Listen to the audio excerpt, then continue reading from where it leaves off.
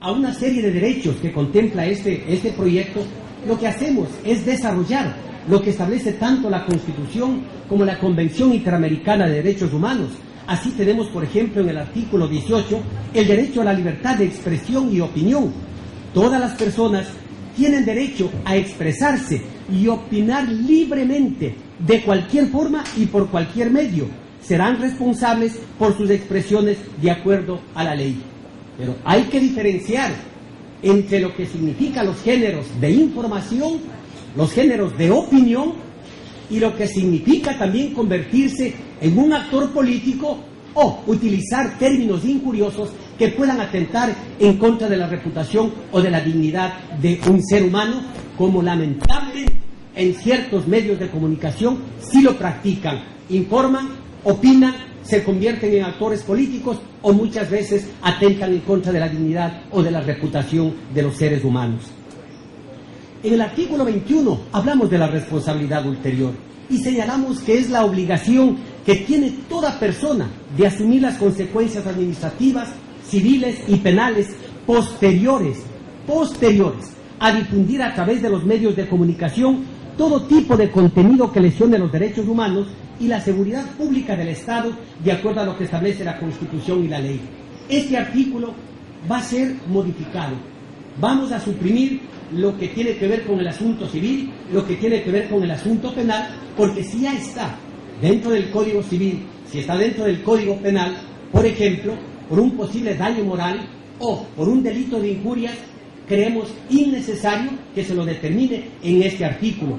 Asimismo, vamos a clarificar que la responsabilidad ulterior exclusivamente tiene que ver con la información y no con la opinión. Y así vamos construyendo y desarrollando de acuerdo a lo que establece el marco constitucional y los instrumentos internacionales. Desarrollamos también una serie de derechos, como por ejemplo el derecho a la reserva de la fuente, el derecho a mantener el secreto profesional, entre otros derechos. Un tema que ha causado controversia, polémica, es el que consta en el artículo 41, que habla sobre el libre ejercicio de la comunicación. Inicialmente habíamos puesto que se exija título profesional para el ejercicio de esta importante profesión. Pero teníamos los cuestionamientos, por ejemplo, de la Corte Interamericana de Derechos Humanos o de la Relatoría de Derechos Humanos, señalando que exigir un título profesional sería una especie de censura previa o de limitar el acceso a informar o a difundir en el país a través de los diferentes medios de comunicación. Tengo mi segundo hijo que está a punto de culminar sus estudios universitarios y ser parte de los periodistas, que aspiro obviamente sea de aquellos periodistas serios, honestos, porque hay de todo en el país y con quien he tenido muchas controversias. Él me ha dicho, por ejemplo: padre, ¿para qué está invirtiendo en mí? Si usted está poniendo que cualquier persona pueda coger una grabadora o hacer comunicación o hacer periodismo. Pero ¿en qué nos quedamos? Si hay resoluciones de la Corte Interamericana o de la Relatoría que ha criticado, ante esa situación hemos conversado con Fernando Cordero, hemos recibido los aportes de diferentes actores, de diferentes organizaciones, para buscar una etapa intermedia, ¿sí? Y exigir el título profesional únicamente para ciertos cargos que sean a tiempo completo, que puedan llevar a cabo este trabajo en los diferentes medios de comunicación. Y de esa manera garantizar, obviamente, también de alguna manera una información que sea seria, que sea responsable, que sea constructiva en beneficio de los y las ciudadanas del país. El Consejo de Regulación del Desarrollo de la Comunicación permanentemente se ha criticado y se ha dicho que a través de este Consejo se va a controlar o se va a regular los contenidos, o que el Ejecutivo tendría una mayoría absoluta. Tamaña mentira, tamaña falacia. Yo les invito a que observen el artículo 48 de este proyecto de ley. ¿Y quiénes integrarían este Consejo? Un miembro designado por el Presidente de la República, un miembro designado por las asociaciones y consorcios de gobiernos autónomos descentralizados, un miembro designado por los consejos nacionales de igualdad, un miembro designado por las facultades y escuelas de comunicación social de las universidades públicas y un miembro elegido entre los candidatos presentados por las organizaciones de comunicación y derechos humanos con personería jurídica. De los 5, 1 del Ejecutivo. ¿En dónde está una supuesta mayoría? ¿En dónde está un supuesto control que va a tener el Ejecutivo? Más aún, hay que resaltar que veamos cuáles son las atribuciones de este Consejo. No miremos el número de sus integrantes, no miremos el origen de estos integrantes. Pueden ser 10, pueden ser 20, pueden ser 5 supuestamente del Ejecutivo, pero veamos cuáles son sus atribuciones.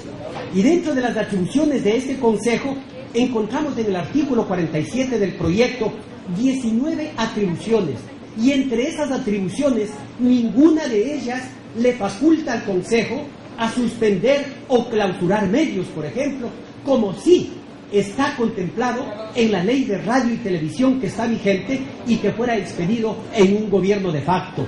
La ley de radio y televisión, esa sí vulnera una serie de derechos constitucionales o lo que establece la Convención Interamericana de Derechos Humanos. Lo que va a hacer este Consejo es regular dentro del ámbito administrativo, sancionar administrativamente. Por ejemplo, si un medio de comunicación, si un periodista, si un comunicador difunde información falsa, sesgada o atentatoria en contra de los derechos de una tercera persona, la persona agraviada está en el legítimo derecho de decirle, por favor, rectifique o dé paso a la réplica o respuesta. Si ese comunicador, si ese medio da paso a la rectificación, réplica o respuesta, hasta allí ha llegado y no ha pasado absolutamente nada. Si es que esto se hubiera hecho, por ejemplo, en el caso del diario El Universo, no se hubiera llegado a tantas instancias como se llegó lamentablemente. Pero si el medio se resiste a la rectificación, réplica o respuesta, ¿qué sanción le puede imponer el Consejo de Regulación? Una disculpa del medio a la persona agraviada, una disculpa pública a través del medio, y solo si reincide ese medio de comunicación sería sujeto de una sanción de carácter económica, pero jamás la suspensión o la clausura de ese medio de comunicación. La participación de candidatos en medios. Cuando se hicieron reformas en la Asamblea Nacional al Código de la Democracia, hubieron varias posiciones, entre ellas de los asambleístas, como del compañero presidente también, al vetar parcialmente estas reformas.